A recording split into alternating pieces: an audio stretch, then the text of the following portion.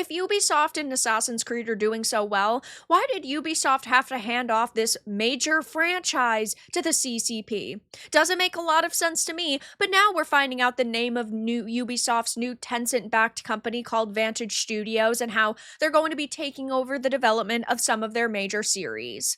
I have a few different things to show off, but before I get into the topic, if you enjoy the content I create, check out the links in the description, join the community in my live streams, and consider supporting through Patreon or YouTube memberships. Now, we've known for a while that Ubisoft and Tencent came to this large deal, and of course, Tencent is a company that's invested in a lot of different studios, but now we're getting a little bit more information in how Vantage Studios is going to be this major creative house, which I think is so funny because if your series are doing so good, first of all, you wouldn't need Tencent to back you. You wouldn't need to hand off the development. You would keep making successful titles, but that clearly isn't the case. With games like Assassin's Creed Shadows, we've never gotten sales numbers, we've gotten player counts, but that doesn't mean that all of those people actually purchased copies, and it really is looking rough for Ubisoft, like it is with a lot of studios right now. I mean, look at the behemoth EA deal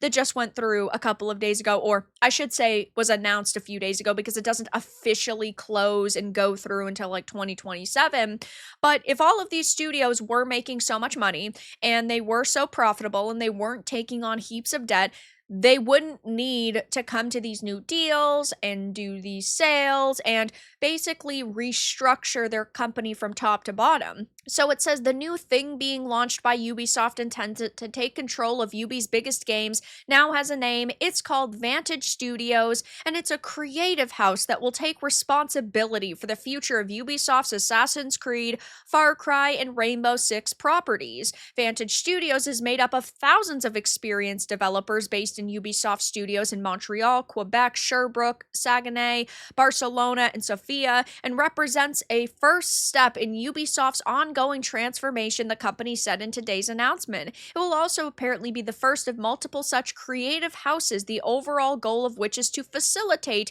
stronger and deeper connections between developers and players. Maybe if you actually looked at your social media for 5 minutes a day, you would understand the disconnect. There would no longer be that disconnect even. You would be able to look at what your customers are saying, take their feedback into consideration, and really grow from their feedback. But companies never do that. They'd rather go through with major deals like this. This streamlined approach allows for both a higher level of autonomy for developers and a shorter pathway between gathering and implementing player feedback while still offering the benefit of Ubisoft's expertise, services, tools, and tech. This is complete and utter BS, and I am not buying this for a single second. Ubisoft is panicking. They don't know what to do. All of their franchises are dead, and they're trying to find a way to make money, and they are convinced that, oh, if Tencent backs them and Tencent can, put some money and some effort into this, they can pump out games quicker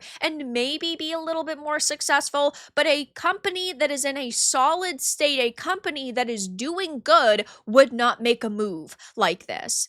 It says, though, there aren't any details of how all of this reorganizing will actually work, but I'd be lying if I said it didn't strike me as a little bit of the old deck chairs on the Titanic thing. The past several years have not been good for Ubisoft. Yeah, let's just take a quick peek. Skull and Bones release. They said that was a quadruple A game. It's currently on sale for, I think, $5, which is pretty good.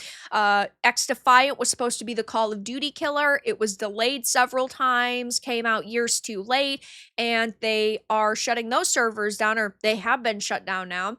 You, of course, have Star Wars Outlaws, which had, I believe they said, the largest marketing budget of any game they'd ever worked on because it was Star Wars and they thought it was going to be massive. That underperformed. And then you have Assassin's Creed Shadows, which they tried to boast that it had, tens of millions of players, but players doesn't equal sales, especially when a game like that is going on to the Ubisoft Plus subscription service day one. So we're talking about failure after failure after failure. Never mind other games that have come out over the past several years that haven't gone over well. well. I'm just focusing on the kind of highlights that are recent, and it's not a pretty picture. And I can't say I feel all that bad. I personally would be perfectly fine if all of the AAA studios in the industry right now went under and the double A's moved to triple A's, and a lot of the good indies moved to double A's. It's like Team Cherry. They made two phenomenal games back to back. I don't think that they should be considered indie anymore because they're delivering an extremely high level of quality. They're making tons of money, and sure, their team is small, and if that's how you count an indie studio, then of course they're still indie, but they deserve basically all of the resources possible and all of the success possible. I count indies more so being like budget and funds that they make, but if you take it all into consideration, then I think that they could still be called double A. I mean, even look at the team size of something like Expedition 33. It wasn't massive, and they created one of the contenders for game of the decade, in my opinion. They deserve to be called a AAA company. They deserve all of the success in the world, and I don't care about the Ubisofts or the EAs. I don't care about the BioWares, because these studios and these companies are not giving us what we want anymore. They haven't been for years at this point, and I wouldn't shed a tear for them if they went under. And of course, gamers are voicing how they feel the same exact way on social media, saying that this move looks desperate and they don't really care. Ooh, that Assassin's Creed did so well that they had to sell it off, huh? Ubisoft sold its best franchises to China. The Chinese can simply remove the woke stuff and make bank. What is left, Ubisoft? Go woke, go broke. The only thing I will say is that Tencent had been affiliated with Ubisoft for years and years and years.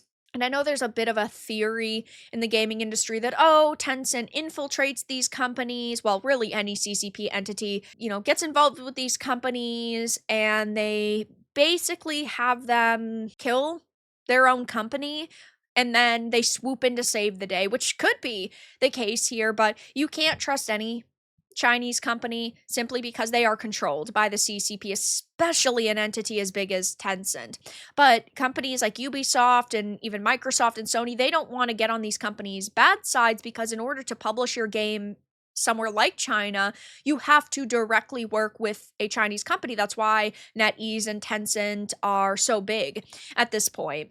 People are laughing, saying, I won't play CCP games. Glad to see Ubisoft get wrecked. Hopefully the same happens with EA. Good luck. You're going to need it. What does this even leave? Hopefully they'll save the franchises. Holy shit, actually good games now.